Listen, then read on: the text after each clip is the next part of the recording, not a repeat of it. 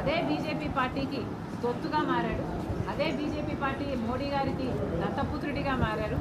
ఏది కావాలంటే ఏ బిల్లుకు కావాలంటే ఆ బిల్లుకు మద్దతు ఇచ్చారు.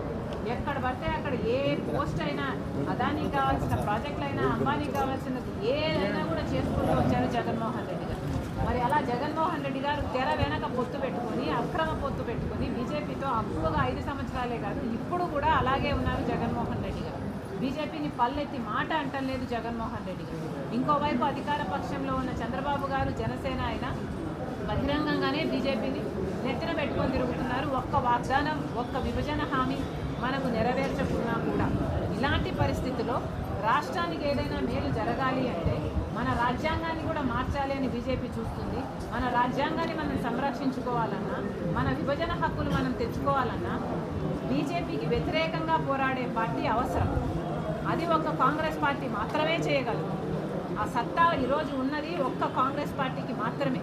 మంచిది, నేను జాతీయ పార్టీగా ఉన్నాం, తప్పకుండా ఈ విషయాలన్నీ ప్రజలలోకి తీసుకువెళ్తాం.